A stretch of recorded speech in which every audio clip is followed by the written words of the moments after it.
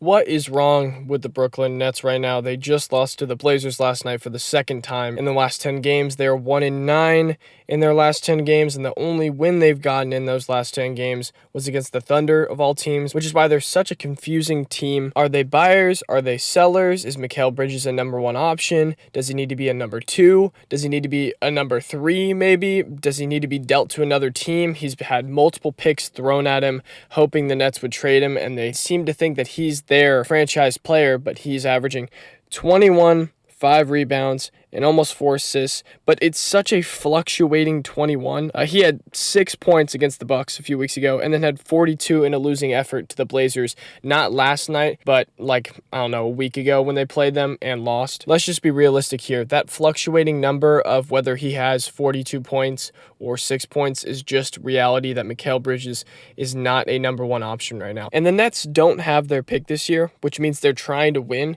And when they're trying to win, they're only 16-24. That's behind the 11th seeded Atlanta Hawks, who are obviously struggling and just narrowly missed getting this video about them, because that's what I was planning to talk about is the Atlanta Hawks, but they snuck out a win last night with a DeJounte Murray game winner, which just a slog of a game, and DeJounte's probably going to be dealt at the deadline anyway, but that's neither here nor there. They're also behind the 10th-seeded Bulls, who only started winning because Kobe White finally decided that he was going to reach his actual potential, and they stopped giving the ball to Zach LaVine and DeMar DeRozan, mostly because Zach LaVine was out, but Kobe White has been excellent since Zach LaVine hasn't been getting all the touches, so that's interesting for LaVine's trade value. Let's just call it what it is, though. The Brooklyn Nets have a lot of overlapping talent and a lot of talent that is just not quite good enough to be star level. Mikal Bridges is a peak 3-and-D player, right?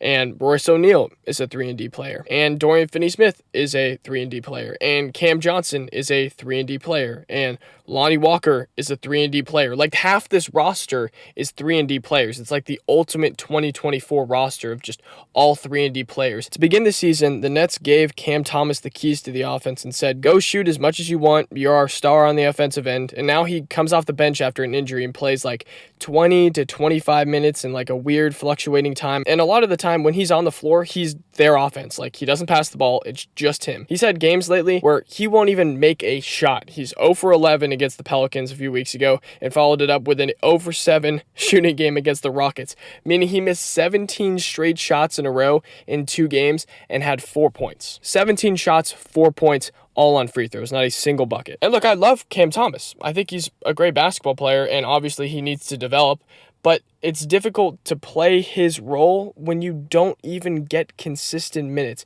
Plenty of basketball players will talk about that all the time. Jordan Clarkson, for example, he gets consistent minutes. In some games he goes for 30, some games he goes for 10, but every game you live or die by his offense sometimes. And that's just reality. I think a lot of contending teams need a player like that. Tim Hardaway Jr. on the Mavericks, for example. The frustrating part with the Cam Thomas experience really isn't Cam Thomas himself. Yes, I'm complaining about how he misses shots and he's inconsistent, but a lot of the time it's because he doesn't really see the floor in the same amount of minutes every game, like I was just touching on. It's like sometimes he'll come in with 8 minutes left in the first, and sometimes he'll come in with 2 minutes left in the first, and you're like, what's the difference? Why is the rotation changing so much? And he started the year starting basketball games, and they were better to begin the season, and since he stopped starting basketball games, I mean, these last 10 games have been terrible. They've been awful. I'm not saying taking Cam Thomas out of the starting lineup is the main reason why they're struggling. I honestly couldn't tell you. Really, I think it's a combination of many things, and that's why this team is so confusing, but I think that is factoring in a little bit. They put Cam Thomas to the bench because they wanted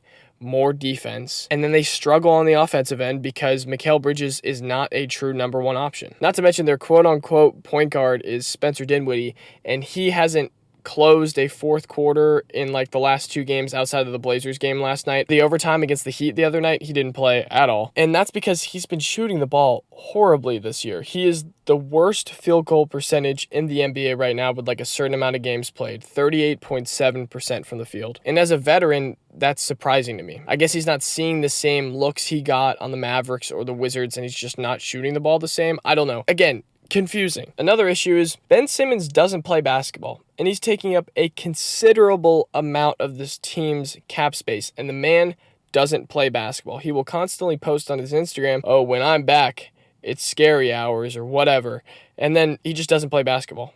It's his back, I guess, right now, again. I don't even know what injury he has right now. He's just been out for a month and a half. A healthy Ben Simmons doesn't really exist anymore. I mean, a lot of analysts are like, oh, when Ben Simmons comes back, the Nets will look much better. When the fuck is Ben Simmons going to come back? Ever?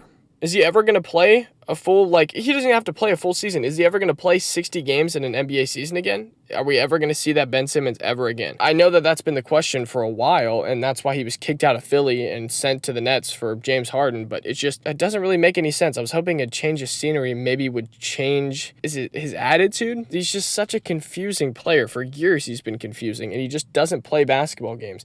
That's why no one wants him, especially for that contract. That deal, Ben Simmons for Harden, might be the first lose-lose trade in NBA history, because the Sixers ended up just trading Harden because he wanted out for a bunch of role players. Now, Nick Batum has been solid for them, and Marcus Morris has seen a little bit more time lately. I think he also got the key to Philly, the key to the city, which is just weird. What a random player to give the key to the city of. And instead of seeing a jump from Nick Claxton this year, he just isn't as much of a dominant force as he was last year. It's not a huge fall off, but it's not a step forward, that's for sure.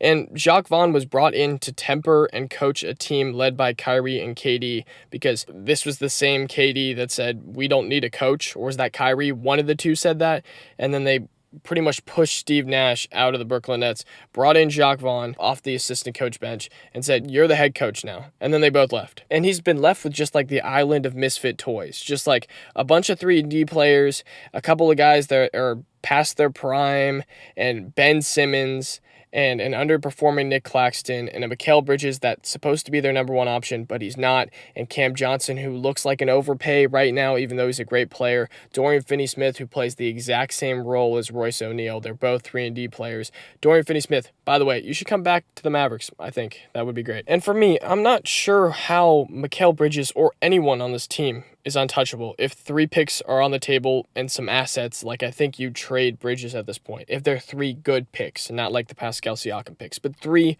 solid, maybe 1 lottery, 1 mid, and 1 back first round pick. Being mid in the NBA doesn't do you any benefit. And right now, they're trying to win games because they don't have their pick, and they're the 11th seed. There's just so many players on this team that could really play solid rotational minutes for contending teams. They got a lot of solid role players. I'm not saying the Nets need to trade everyone. I mean, the players they have will only get better, at least they're younger ones, and Nick Claxton will hopefully become that potential all-star that we all think he could be. But I just think you've got a lot of tradable assets. Get some picks, pick a direction. It's a lot like the Raptors, where it's if you're just going to suck and just be a lower tier to mid team in the East, that's not going to get you anywhere. So either fall into the lottery entirely and maybe get yourself a top 10 pick, or try to contend. And I just don't think the Nets have the assets or the players to do that right now. I really think if the Nets keep doing what they're doing, they're going to be a play-in team, and they're going to lose in the play-in. And no one wants to watch that. If you're a Brooklyn Nets fan,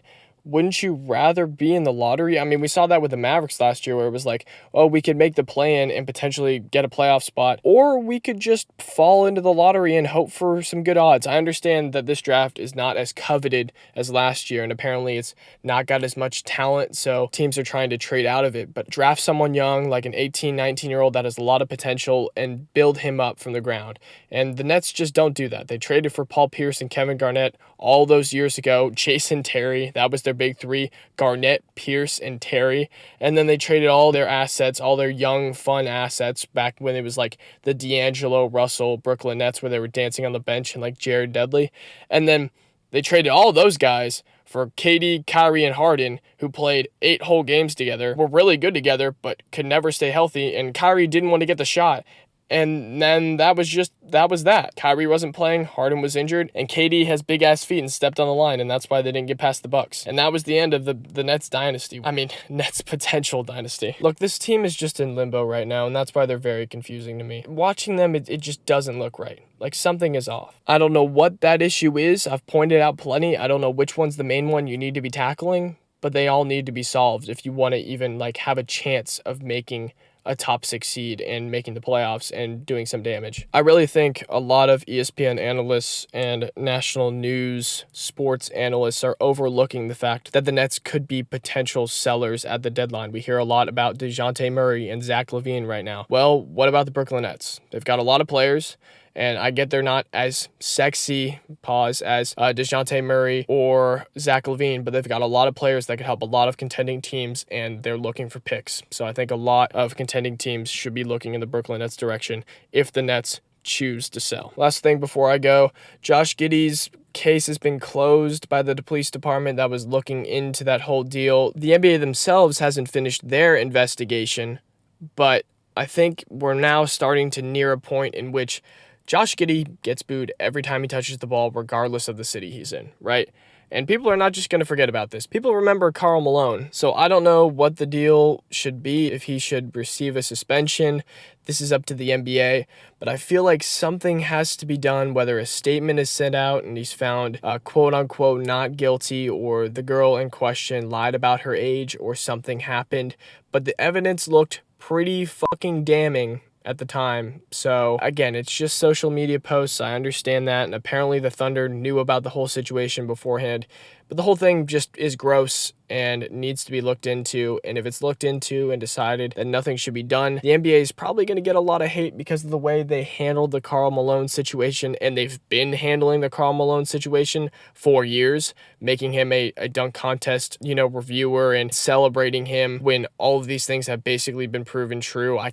You know what Karl Malone did. I'm not going to say it, but it's just a weird situation. And it's another thing the NBA, I wish, would just do something about, so we can all move past it, because it's gross, it's weird, and there needs to be some form of public statement or suspension if he's found, responsible in the NBA's eyes. I don't know how long that suspension would be, if that's the rest of the season maybe, if that's 10 games, 5 games, if that's nothing at all because they don't find anything wrong with it. I don't really know. Anyway, y'all take care.